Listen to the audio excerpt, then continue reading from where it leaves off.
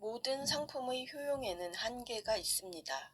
오로지 화폐만 효용에 한계가 없습니다.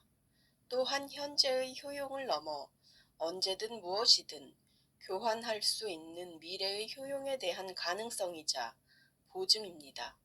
이 특별한 효용은 화폐 물신성을 더욱 강력하게 만듭니다. 또한 화폐 물신성은 상품 물신성을 볼 수 있고 만질 수 있게 해줍니다. 화폐는 만능의 힘을 가진 마법의 물건으로서 화폐 물신으로서 인간 앞에 군림하게 됩니다. 화폐는 애초에 금이 없고 이어 금 보관증 같은 것이었습니다. 국가들은 보유한 금의 양만큼 화폐를 발행하는 금 본위제를 유지했습니다. 화폐로 언제든 해당하는 양의 금과 바꿀 수 있었죠. 금 본위제가 무너진 후 현재의 화폐는 국가의 강제 통용력으로 기능할 뿐 아무런 내재적 가치가 없는 종이 조각입니다. 그럼에도 화폐 물신성은 여전한데 화폐가 금이든 종이 조각이든 모든 상품의 유일한 일반적 등가물이라는 데서 나오기 때문입니다. 화폐를 노려보면서 이건 우리의 노동을 배분하고 사회를 유지하기 위한 약속일 뿐이야 라고 생각한다고 해서 화폐 물신성이 사라지진 않습니다. 모든 상품의 유일한 일반적 등가물이라는 화폐의 기능은 우리의 인정 여부와 무관하게 유지되기 때문입니다. 쉽게 말해서 화폐 없이 생활할 수 있는 사람은 없죠. 노동차등은 인간차등을 낳고 평등을 삭제합니다. 자본주의는 모든 인간이 평등한 사회라는 겉모습과 불평등한 사회라는 실체의 괴리를 은폐하는 장치를 가집니다. 화폐가 있다면 무슨 상품이든 구매할 수 있지만 내 상품이 판매되려면 수요가 있어야 합니다. 5만원짜리를 6만원에 팔면 만원의 이익을 볼 수 있죠. 그런데 만원의 이익을 봤다는 건 상대방이 만원의 손해를 봤다는 겁니다. 사회 전체로 볼 때 새로 생겨난 가치는 없습니다. 가치는 자리를 옮겨갔을 뿐입니다. 자본가가 구매하는 건 노동이 아니라 노동력이라는 걸 기억해야 합니다. 노동력은 노동을 수행할 수 있는 인간의 능력이고 노동은 노동력의 사용입니다. 세탁기를 구매하는 게 세탁을 구매하는 게 아니며 구매한 세탁기의 사용이 곧 세탁인 것처럼요. 세탁기를 사놓고 사용을 안 하면 세탁도 없습니다. 물론 노동력 구매는 세탁기 구매처럼 인간 전체를 구매하는 건 아니죠. 인간 전체를 구매하는 건 노예 구매죠. 노동력 구매는 노동자의 노동력을 일정 시간 동안 사용할 권리를 구매하는 겁니다. 자본주의 이전에 인간이 헐벗고 굶주리는 일은 부족한 생산 때문이었습니다. 전쟁이나 홍수, 가뭄, 전염병 같은 것들 앞에서 지배계급이 아니라면 꼼짝없이 생존 위기에 내몰리곤 했죠. 자본주의에선 반대로 과잉 생산으로 그런 상황이 벌어집니다. 상품은 안 팔려서 쌓이고 썩어가는데 사람들은 그걸 살 돈이 없어 헐벗고 굶주리는 거죠. 인간의 필요를 충족시키고 남는다는 의미에서 과잉 생산은 아닙니다.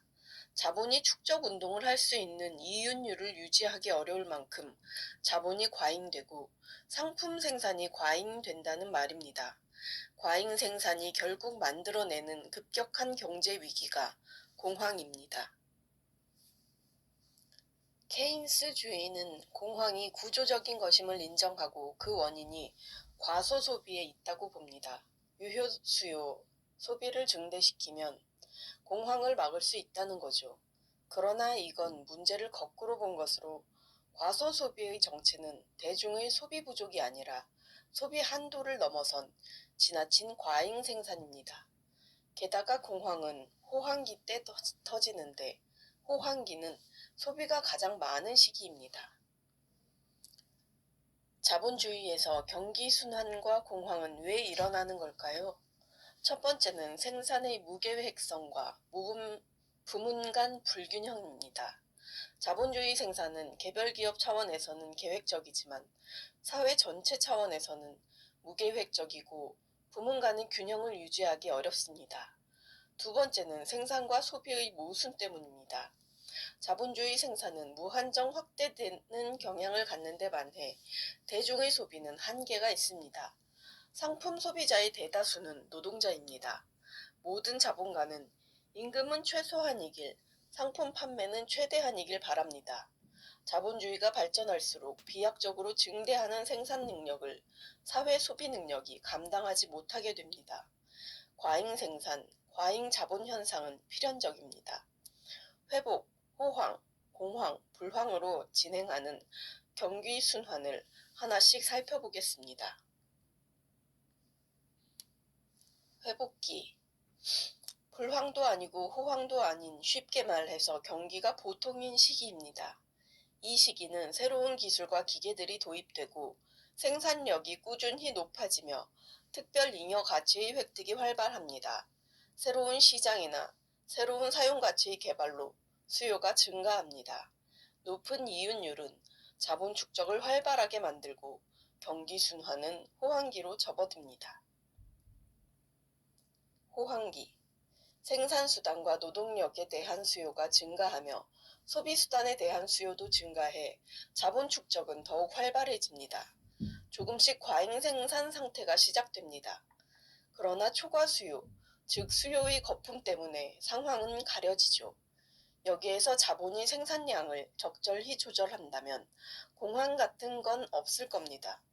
하지만 자본은 은행 신용과 채권, 주식시장을 이용하며 축적 속도를 더욱 높입니다. 생산수단과 임금의 상승은 상품 가격 인상과 수요의 거품을 통해 벌충합니다. 호황 말기 과잉 생산이 많아지면서 비생산 부문이 확대됩니다. 주식 부동산 가격이 폭등하고 거품이 형성됩니다. 주식 부동산 가격의 폭등은 생산적 영역에서 투자처를 찾지 못한 과잉 자본이 투기로 몰린 것이고 공황이 임박했다는 의미입니다. 하지만 외견상으로는 모든 게 잘 돌아가는 듯한 금융 부문도 실물 경제와 분리되어 독립적으로 돌아가는 듯한 착각을 일으킵니다. 공황. 과잉 생산의 지속으로 초과 수요도 상한선에 이릅니다. 비용 가격의 상승을 더 이상 상품 가격에 반영할 수 없게 됩니다. 소비자는 대부분 노동자입니다. 노동자의 임금은 노동력의 재생산비 수준이므로 유효 수요의 증가는 한계가 있습니다. 은행 신용이나 상업 자본 역시 과잉 생산을 감당하는 데 한계가 있습니다. 생산 수단에 대한 수요가 급감합니다. 생산 수단 부문의 노동자들이 실직하면서 소비 수단의 수요도 급감합니다. 거품에 가려져 있던 과잉 자본과 과잉 생산이 결국 실체를 드러냅니다. 어느 순간 거대한 풍선이 터지듯 공황이 터집니다. 공황은 자본주의 생산을 일거에 마비시키고 사회는 충격에 빠집니다. 생산 중단, 기업 연쇄 부도, 도산, 대량 실업, 임금 삭감, 주가 및 부동산 가격 폭락, 물가 폭락, 환율 폭등, 예금 인출 쇄도, 자살 급증, 모든 게 완전히 끝난 것 같은 분위기에 휩싸입니다. 불황기. 공황은 자본주의 생산의 모순을 폭발적으로 드러냄으로써 누적된 모순을 해소합니다. 경쟁력이 뒤처지는 기업들의 파산과 산업, 구조조정 등을 통해 누적된 과잉 생산과 과잉 자본을 파괴하고 청산합니다. 생산 부문 간 균형 그리고 생산과 소비의 균형도 다시 회복합니다. 공황으로 생산 수단과 임금은 급락했으므로 생산 비용이 매우 감소한 상태입니다. 이윤율이 개선되고 자본 축적이 재개하면서 다시 회복기로 넘어갑니다. 임금 급락의 내용은 공황과 불황기에 해고된 노동자가 상대적 과잉 인구로 존재하기 때문입니다. 회복과 호황기엔 이들을 헐값으로 다시 흡수하는 거죠. 경기 순환에 따라 상대적 과잉 인구는 늘기도 줄기도 하면서 노동력 공급의 저수지 역할을 합니다. 앞서 우리는 가치 법칙이 현실에서 온전히 관철되는 건 시장이 아니라 공황을 통해서임을 살펴본 바 있습니다. 경기 순환에서 보면 호황기에는 초과 수요 때문에 가격이 가치보다 높아지고 공황과 불황기에는 과잉 생산 때문에 가격이 가치보다 낮아집니다. 과잉 생산이 해소된 회복기에 들어서야 비로소 가격은 가치에 조응하게 됩니다. 자본주의 체제의 자율조정 기구는 시장이 아니라 공황인 셈입니다.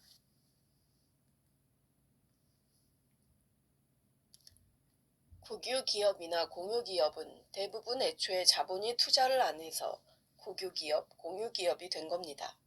전기, 교통, 통신, 도로, 항만, 철도 같은 건 엄청나게 큰 자본 투자가 필요한데 그에 반해 단기간에 수익이 나진 않죠.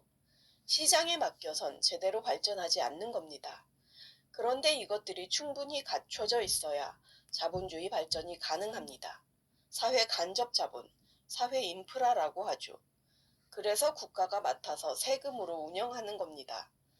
초기엔 돈만 들어가고 이윤이 나지 않는 부문 같지만 시간이 지나 제 궤도에 오르면 엄청난 이윤을 만들 수 있게 되고 민영화, 사유화 이야기가 나오게 됩니다. 흔히 상품 가격이 지속적으로 오르는 걸 인플레이션이라고 합니다.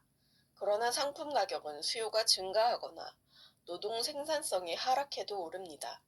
인플레이션은 화폐 가치의 하락에 따른 상품 가격의 명목적 상승입니다. 화폐 가치가 떨어지니 상대적으로 상품 가격이 오르는 건데 그 현상만을 가리켜 인플레이션이라고 말하는 겁니다. 그런데 우리는 물가가 지속적으로 오르는 걸 모두 인플레이션이라 하진 않습니다. 한 해 2% 정도 상승하면 물가 안정이라고 합니다. 그러나 이 역시 인플레이션입니다. 심지어 물가가 오르지 않아도 인플레이션 상태일 가능성이 높습니다. 자본주의에서 노동 생산성은 지속적으로 높아져 왔습니다. 상품 생산에 필요한 노동이 적어진다는 건 상품 가치가 하락하는 것이니 당연히 물가는 지속적으로 하락하는 게 맞죠.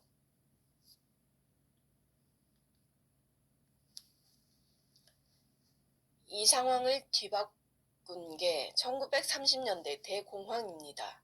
대공황 이전까지는 물가가 꾸준히 내려가는 걸 당연하게 여겼습니다. 대공황 직전인 1926년에서 1929년 미국은 호황기임에도 물가가 완만하게 하락합니다. 마이너스 3.4%. 1933년 초 루스벨트 정부는 뉴딜을 시작하기 위해 금태환을 정지시키고 불환 화폐를 대량으로 찍어내는데 이게 인플레이션의 시작입니다.